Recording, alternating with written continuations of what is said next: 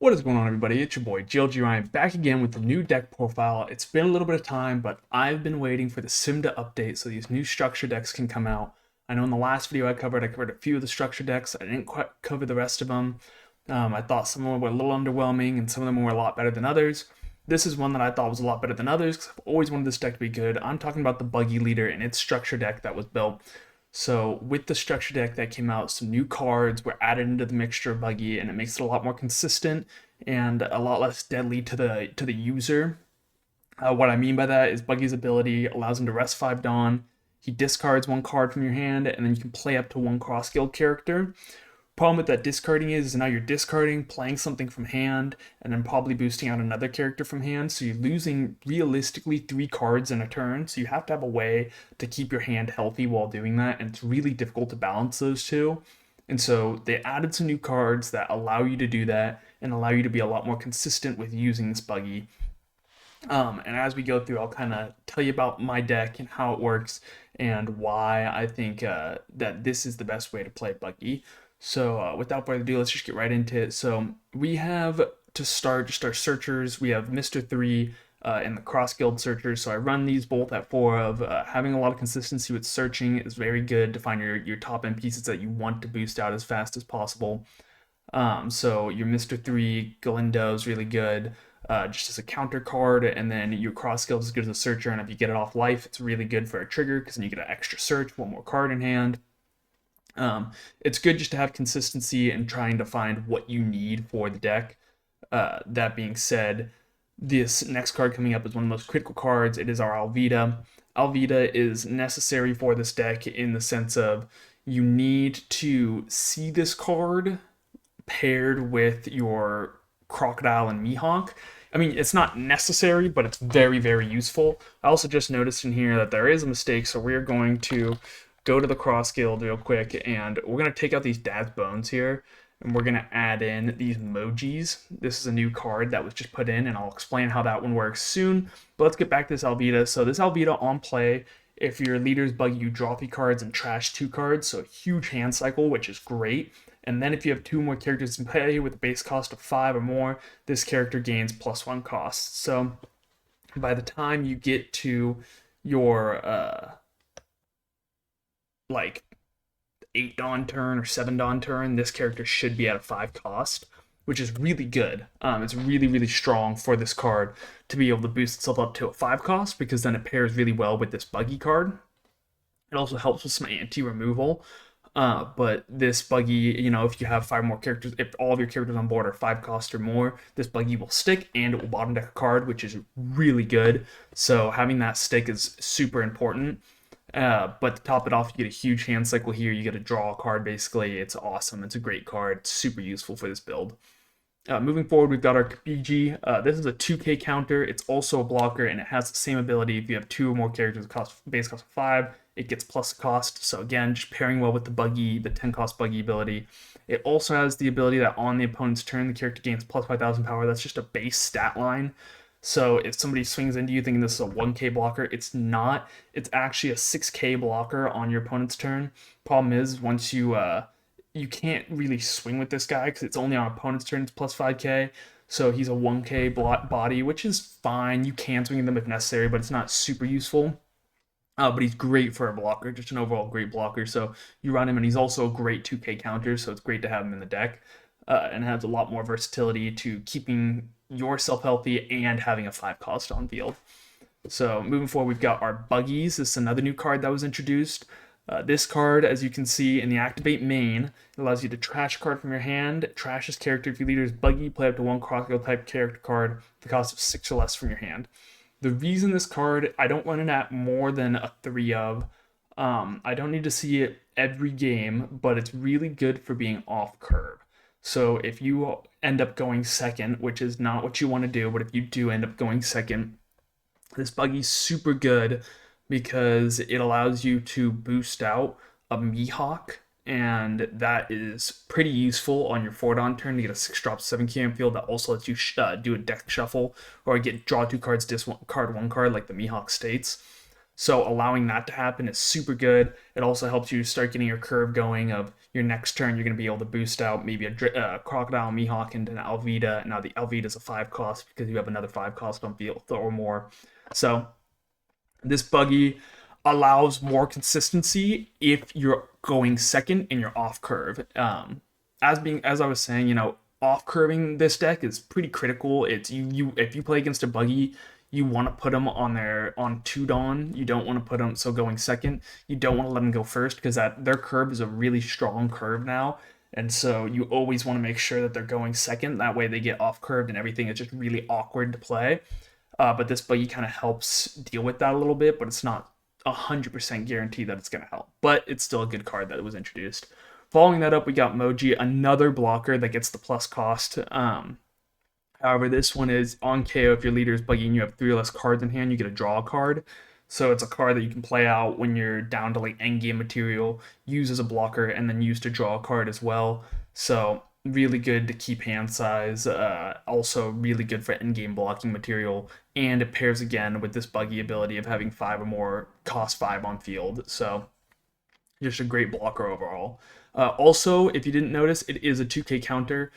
These cards that have these good abilities and also being 2K counters is just awesome for the deck. It makes it super good for countering out of things.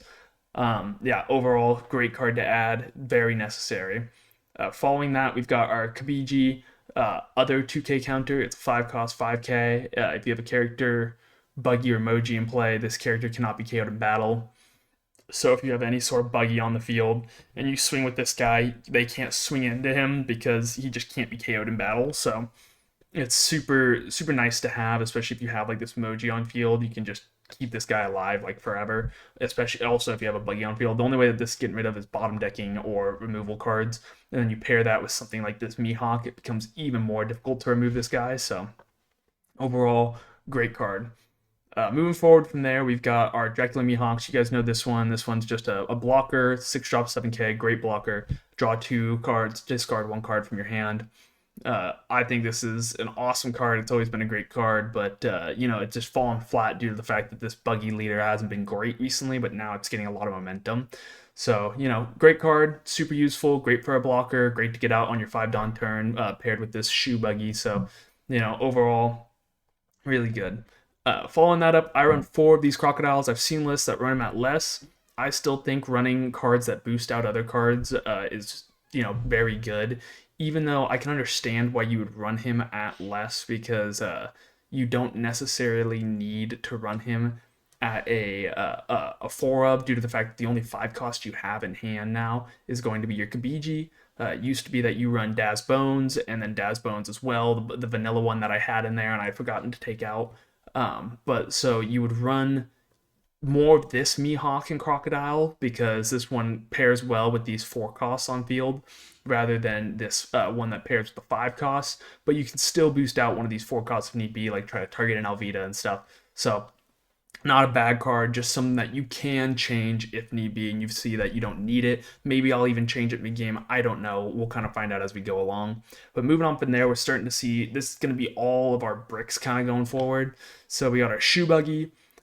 This guy I only run out of 2 of because he's not great for every game, but when he's needed, he's so good because he stops, if your leader is buggy, he stops any 3 and 4 cost characters. They cannot attack. Which is awesome when you're playing somebody like Blackbeard and they put those Burgesses on field. It's like they're immediately just nullified and they can't do anything. And if they don't teach ability you on turn 5 and you can boost this guy out and then a Mihawk because he can boost out a 6 cost lower cross guild type, then you're just sitting really strong because they're not going to be able to swing into you easily. They're going to be frozen on field. It's going to be really awkward for them to deal with. And then on the following turn, you can probably boost out like a Crocodile Mihawk and then just make sure that these guys have a really hard time of getting removed. So following that up, we're going to talk about our card that I've been explaining this whole time. It's one of the best cards that was added for sure. It helps you a ton in this setting. So this is your Crocodile Mihawk. It is a 8 drop 7K, so it's a weird stat line, but paired with the leader ability, it's not bad at all. But you draw 2 cards and trash 1 card on play. Then you can play up to 1 4 cost cross guild character. So your target is going to be Alvida. That's what you want to play. So that way you can use this ability, draw 2 cards, trash 1 card, play out Alvida, draw 3 cards, trash 2 cards, and you get a huge hand cycle in 1 turn. Plus you get 3 cards that turn from your leader from your draw initially as well. So that's really, really good paired together. And then on top of that, it's going to become really difficult for them to remove anything on your field due to the fact that if your cross-field type character would be removed from the field, your opponent's effect, you may trash 1 card from your hand instead. So you can just use this as an anti-removal piece. So that is really strong and helps out Buggy a ton because removal would annihilate this deck. It had like no chance against any form of removal just due to the fact that if you don't have the greatest removal, and if they're removing your bodies and you're just ditching cards out of hand, you're going to be like no cards in hand. They're going to have a full board and they're going to kill your board way faster than you can do anything. So way worth it just to, have this guy on field, make sure that you can't get removed, and now you're just sitting pretty for the rest of the game, swinging big numbers into people. Following that up, we've got the 10 cost Buggy. This is a card that you guys know. It, allows you to boost him out on 5 Dawn. If you have 5 more characters on the field that have a 5 cost or less, I guess if you have 5 characters on the field that have a 5 cost or less, or 5 cost or more, my bad, then this guy will not be removed from the field, and he can bottom deck a character on the field, one of your opponent's characters. So initially, he can bottom deck any character on the field regardless, but if you don't have 5 characters on field that have a 5 cost or more, this guy will bottom deck itself as well. So you want to have a full board of 5 cost characters or these 4 costs that boost themselves up to 5. And then this guy will be able to stick on the field, which is great and really good for you and helps a ton into a lot of matchups. So this allows for some really tall swings going through. And once you get one of these established, it basically just becomes like a marching parade because you're just going to start getting 1, 2, 3 established, and it's just going to be cycle and cycle and cycle and cycle. Moving on from there, we've got our searchers, like I said, paired with the Galindo. We've got some just event searchers so we can keep consistency on our hand, find the cards we need, such as these Crocodile Mihawks, and just keep boosting that out. Following that, we've got our Sanji Pilafs. This is for your odd curve. This is the curve that you want to go on. You want to go first. You want to play out a searcher, one of these two, and then try to Sanji Pilaf that next turn to draw more cards. Just swing a base 5, draw more cards, and then on your 5 Dawn turn, you want to boost out a body, and that would be like the ideal way to play. And then to finish it off, I've got 2 3000 Worlds. The reason I run 3000 Worlds is because I've seen people run things like Gravity Blade, and they run Special Buggy Ball or Muggy Ball. And Special Muggy Ball is good, but the opponent gets to pick what character they want to return, and it's a 6 cost or less. So that's all right. That's a good card overall, but they get to choose what card that would be, even if it's a searcher, which might benefit them. So that's not the greatest thing in the world and might not hit as strong as you want it to. 3000 Worlds, on the other hand, you pick the 5 cost or less that you want to bottom deck, and then you can also pair that with a Buggy on your 10 Dawn turn to bottom deck 2 things in the 1 turn.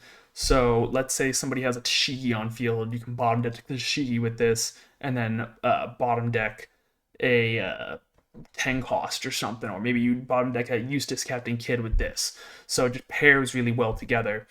Now I understand Special Muggy Ball because if you run it at 4, you could probably play out like 2 in a turn, bounce 2 characters back to hand that have a 6 cost or less, and then also use this to bottom deck something. But ideally you just want to guarantee a bottom deck and then guarantee a secondary bottom deck as well. And so I think this pairs a lot better into this deck build. But yeah, that's kind of my build. That's how I think of it so far. This is kind of a base build that a lot of people are running.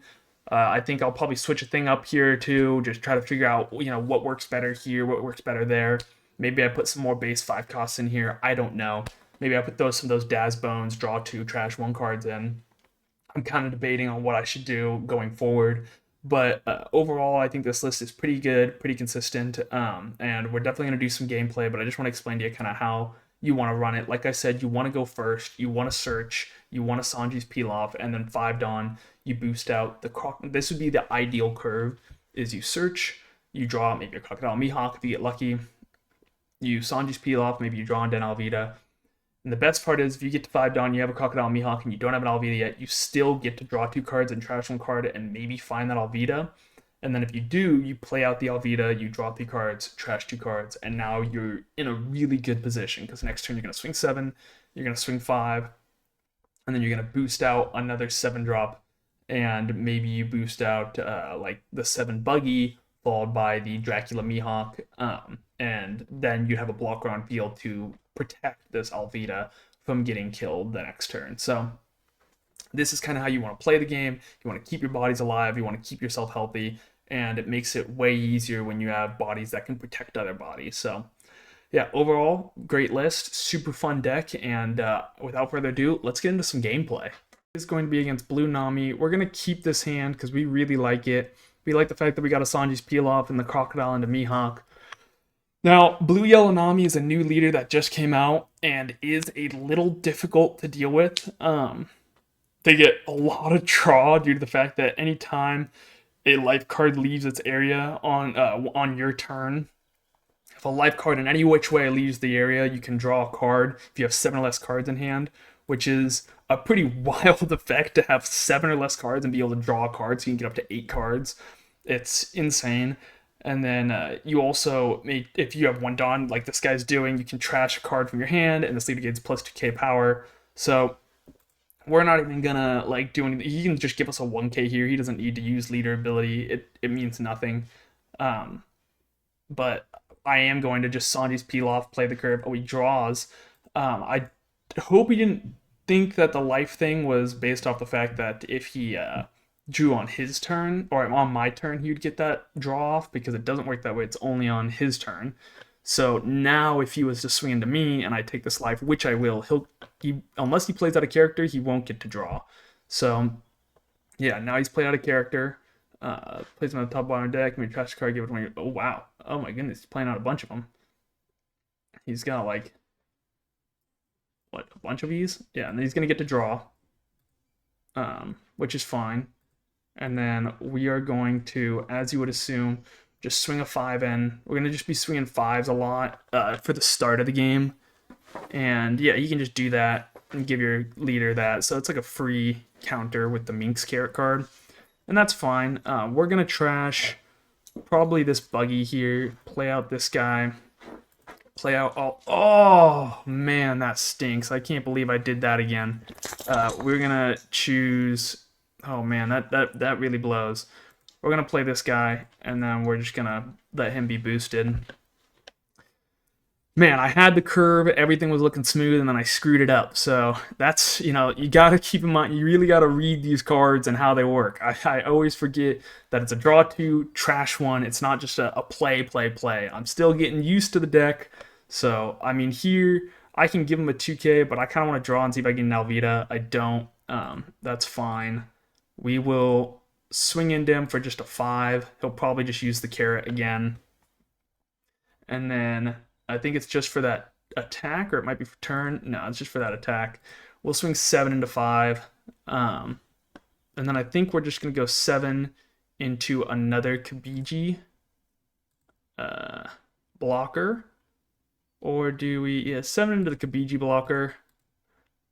And that way we just consistently have a bunch of 7Ks on field. And on the next turn, we can play out our Buggy and be looking pretty strong. Now, one thing that I think I should add into here is definitely I should definitely add the putting in. I think that's a pretty critical card, because in a situation like this, putting would be really, really good. And if he swings with leader, I just block it. And then if he swings with this guy, I just give him a 1k. That's no problem. This guy's going away. I don't think we're too worried about that. We're going to ditch this guy out of hand. We can go like a 7 into or an 8 into here if we want to. Let's save 1 to search. We got to save 5 to use the ability. Let's go 8 into here. Usually they give you this just because they want the life. It's like a greedy way of playing, but sometimes people play a little bit smarter and they realize that they need the body on board. I think it's more critical to have the body on board than it is to actually get that life back into hand. Especially with the fact that he should know what 10 cost Buggy's coming out this turn, meaning that this card is going to get bottom decked. So he's going to be limited on field on what he's got. So He might be able to get away with it, but I don't know. Now I'm going to go another 8, and then if he hex it again, I'll go a 6, and just try to burn as much counter out of hand as possible. If he counters at all, that's 5 cards out of hand, which is really good. But if he just lets it die, that's also pretty good for us. I'm not upset with that at all. I'm fine with him getting a life here. I have no problem with that at all. I don't really know what other top end they run other than that Eustace Captain Kidd. I don't think that that's going to be my biggest worry. We're definitely going to want to search and try to find another buggy just to answer that Kidd again, and just kind of keep doing that. So we'll see what it all kind of depends on what he goes with here. But we'll just kind of skip to when he decides to let this go or not. But we'll do it. Alright, so you decided to let it die. Me personally, I think I would have kept it because now I'm going to go 7-7.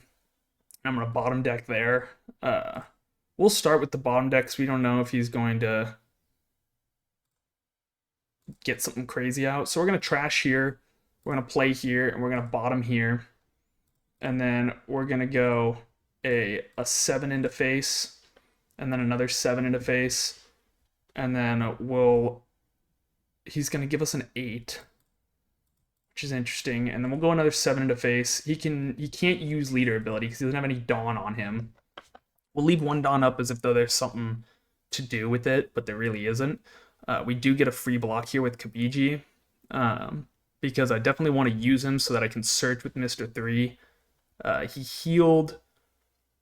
Definitely not the best move in my opinion, but I still think we're going to get rid of a Kabiji just to try to bottom deck here. I think that's a good move.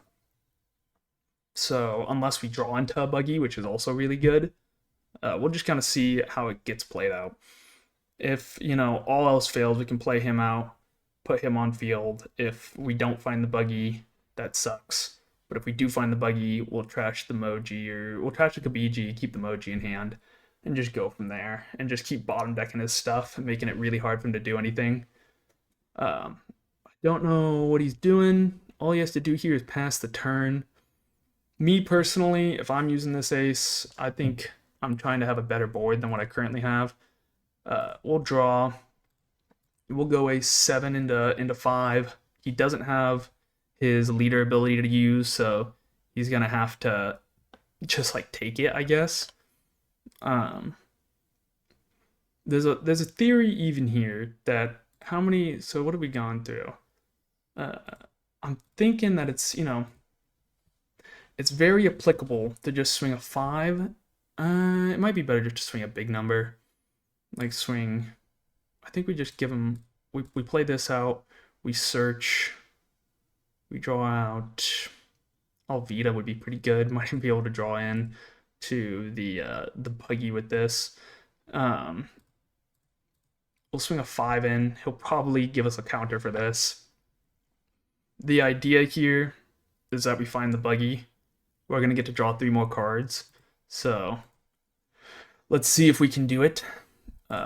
Alvita over this. We do get the buggy, which is really good.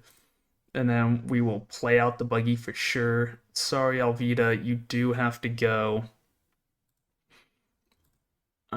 We'll play it out over the Alvita, bottom deck there.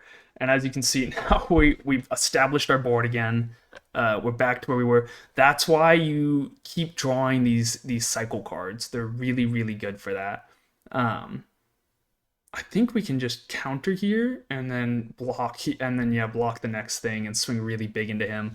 He gave up because, there's not much he can do here. His leader ability is not going to proc. These aren't counter cards, so he's going to have to use all the counter in his hand next turn. This is, again, just a really good showing of buggy when you play into yellow decks. Yellow decks have a really difficult time dealing with buggy just due to the fact that they can build this board so quickly. And if you don't deal with their board before they get a full board, their 10 Dawn turn, or at least even their 9 Dawn turn, will be a big buggy, and you're going to have the worst time dealing with it. It's going to be a mess. You're not going to be able to handle it. And if you let them get to a 10 Dawn turn as well, they can also just get a 10 Dawn buggy out if they just have 2 cards on field. So, yeah, buggy, very strong, very great. I'm loving them. Let's move on to the last game of the day. Alright, so for the last game of the day, we're going against a blue-purple Luffy. Now, this is one of the best decks in the format right now, and I think it's important that we try to do our best to see our curve. We're not seeing a great curve. We do see our top end, which is nice, but we're going to need to see some great cards going forward here. We see this Buggy, which is awesome, but we definitely need to... We'll probably have to play him out on the next turn and boost out this Dracula Mihawk. I don't know what he plans to do on the following turn. I think he might just use another one of these Gear 2s and just ramp up. That's all they want to do. They want to get to drawing a lot. There's no guarantee that I can even win this game. This deck right here is like format changing. It is so good. This is really good to see, because now I can't swing into him, unfortunately, but I can trash. We'll probably just trash the Searcher, and then we'll play out the Buggy into the Mihawk, draw to trash one of these 2Ks, I assume, because they're going to need to boost out another body next turn, and we'll probably need that 2K just in case a little bit more. Maybe we even get a search off next turn. It just kind of depends. This guy won't be able to swing, so that's really good. So he can't ramp with him as easily as he wants to. And this guy will be able to block something, hopefully. Yeah, I guess he didn't really read the ability. This guy can't swing because of 3 cost, so immediately negates that concept. We'll just take this. This guy also can't swing, so that's not going to do him any good. But we'll search. We'll try to find we find a Croc, so that's really good. I think we're gonna grab him, because next turn if he big moms, we're gonna be in a really bad situation. But I think it's worth it to trash one of these Buggies, maybe. It might be worth it. Yeah, I'll trash a Buggy, I'll play out a Croc, I'll trash a Searcher probably. Trash one card. Okay, I think I'll trash this. Okay, trash that one. And then we'll play out a 4 cost. There's a concept there that I could have played out this guy, and then, but we'll just play out this blocker. And then we'll swing 6 in. I almost forgot about that. So yeah, since he's 4 cost, he also can't swing, which is awesome. So, and now we have anti-removal. So he's going to have a hard time if he plays out a 9 cost here, which he definitely will be able to play out the Sanji. He's going to get to draw a bunch. Oh wait, no, he's going to draw Dawn, and then does it happen? Or when does this thing take effect? If you have 8 or more Dawn cards that fail the top 5 cards. So since his turn started, does he get to search out a card? I don't know. I don't know exactly how his turn works. I don't know if you draw a card, draw your Dawn, and then at the beginning of your turn you do it, or if it's you have to be at above 8 Dawn to do that. So I think since he wasn't at above 8 Dawn before his turn started, it doesn't play that way. So we could just play, I think he was wanting to play out a Big Mom here, but now I don't think he can, which is great for us. And if he just swings really tall into us, yeah, that's exactly what he's going to do. We'll just take another tall swing. That's fine. I don't think I'm too worried about that. We can play out another PG blocker. I kind of want to search, see what we get. We get another Crocodile Mihawk if we want, or we can play out the Alvida. I think it's nice to play out an Alvida here. So we're going to grab 2 of those. We're going to swing, probably just start swinging big in. We'll go try search there, trash here, and probably here. We don't need those 2 cards. We'll just grab all of our 2Ks if we can. And then we'll go a 6 in, an 8 in, an 8 in. Oh no, we'll go 7 in. 7 in, 8, 8. Yeah, let's go 7, 8, 8. 7, and then if he gives us a card for this, that's good. Or we can just go 8, 8, and pressure him down. And then next turn, he is going to start getting his searches off. So we're going to need to start establishing our Buggies next turn. Hence why we've been taking a lot of these hits, Next turn we can start countering out of a lot of these hits. We'll go 8 in, or I mean blocking out of a lot of these hits. Because it's just better to get the block off and just allow those guys to die, so that way you can make room for the buggy card. I think that's fine. He is using a Gum Gum Giant a little prematurely, especially due to the fact that now he's going to not be able to use his leader ability again. He's going to be out of the leader ability because he's going to start his turn at 7 dawn rather than starting at 8. He blocks. Okay, so that's kind of telling me a lot since he blocked. He didn't start at 8, so he didn't get to use leader ability again, so now he's got to figure out what to play here. If he just swings really tall, I think we just block it, and then we can play out another blocker for whatever reason, and then just swing really big on our own bodies, and just kind of go from there. These not being able to swing has been probably the biggest hindrance to him. He's just not been able to do anything with it.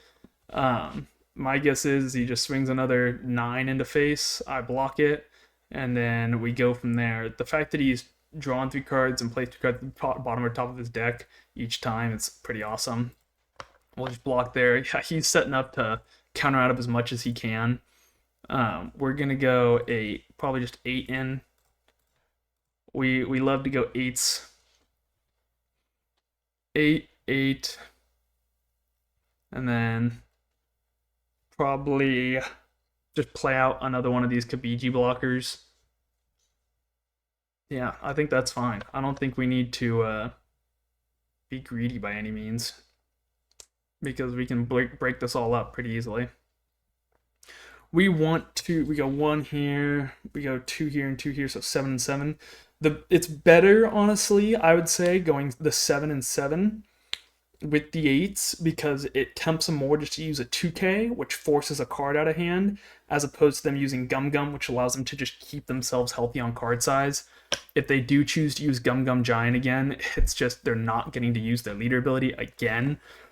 Keeping them from using that leader ability over and over and over again is great, and it's just going to help us in the long run. They messed up there. They countered, and then they took the card. I don't know why they did that. We're going to go 8 in. The worst part is they can't remove anything, like the Big Mom and stuff. I can just trash a card instead. We'll go a 7 in, and then we'll go another 7, and then we'll just play out our Kabiji blocker. Wow, 7 again. And then the 4 for the Kabiji. Wow, he has to be absurdly bricked in hand right now. And then if he plays out a big body, I just bottom deck it, I think, and then we go from there. Like, I don't think there's much he can do against that. But again, these not being able to swing has been our saving grace. This shoe buggy has saved us from a lot of hits this turn, because this guy would have been a nuisance. We would have had to deal with him. Honestly, I think we can just 2K out of this. I don't think there's any point in not just 2King. And then if he plays out 10, oh no, he goes 9 to 9. Then he's going to try to save it. So I can replace this Alvida. I think that's worth it. He's trying to do that. We're going to use the card action, trash this guy. And we'll draw a card. So we're going to replace the Alvida. We got to leave 5 up, so we can go 8. We can go 6 with her. Let's just go a 6 real quick. 6 with her into face. We know that he's kind of got bricks in hand right now, just due to the fact that he blocked a 7K swing and another 7K swing. And then we can go 7, 8, 8, and then replace this Alvida for a buggy. We'll go 7, 8, 8. Keep a blocker on field. 8. Yeah, he's got to do that. That's necessary. He's back down to 7 down, which means leader ability will not proc next turn. 8. And then we just replace our Alvida with a big bug. You're going to trash this guy. We just got to make sure we sequence this correct.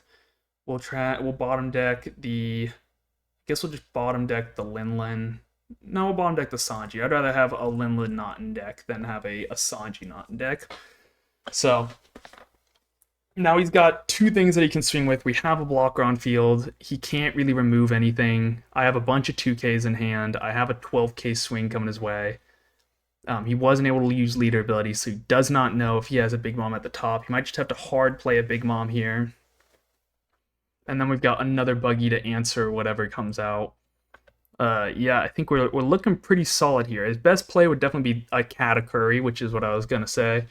And then I think there's a good argument just to take this one, and that's what I'm gonna do. Oh, use that trigger. That's great. That's awesome. Awesome stuff. And then we'll just block it. We have enough blockers and stuff to really keep us healthy. He doesn't have any Dawn standing. I think we can just map this here. 8, 8, 8, 12, we win, all right? Because 8 burns 2. We could even make him burn 3 by just going like a 10, draw a card. We just go 12 in, he's got to block it, and then we just go all in, actually. I think that's kind of how you win the game. Because I mean, he could counter out of this, but then I just win regardless, because I can just go 8, 8, and win. 8, 8. Yeah, that should be a win after that point in time, so. Yeah, that's the block, and then here comes the final big boy swing. He's got a counter out of 17 with 5 cards. It's not doable, so yeah, that's game. There we go. So, and then we had a Sanji's Pilaf waiting for our last life. Yeah, he had the Big Mom Sanji and he was waiting to play it, but he never could use that leader ability because he kept having to protect against all these swings that were coming at his face. And I was ready to bottom deck one of those cards and then start swinging in. So even against the top performing deck in the meta, Buggy can still pull through. You go first, you're cooking with fire, man. It's really, really good. So, you know, thank you guys for watching. I'll do a little outro video before we wrap up so you guys can check that out and go over the list and decide what you want to do with it. All right, see you soon. All right, guys, so that's Buggy. You know, I love him. I think he's super fun. You know, there's definitely ways you can change this up. I did change it up, like I said. I put this Croc down. I put the Shoe Buggy up one. There is, you know, some thought to change up some cards in here as well if you wish to. But I think he's super fun as is. I think the Sanji's Peel-Off is great for drawing. 3000's World you can use to trash if need be, but you can also use it to bottom deck stuff on your 10 Dawn turn. It's great synergy with everything, with this new draw ability to it, and being able to play things out that just draw you more cards and then just allow you more, you know, less removability for your opponent is so good. It just makes it so aggro. So Buggy has become super fun. One of the decks I'm definitely going to start maining as I go forward and just really, really focusing on. So, you know, thank you guys for watching. I hope you loved the gameplay. And without further ado, you know, like, subscribe, leave a comment, share with a friend, maybe join our Discord, and GLG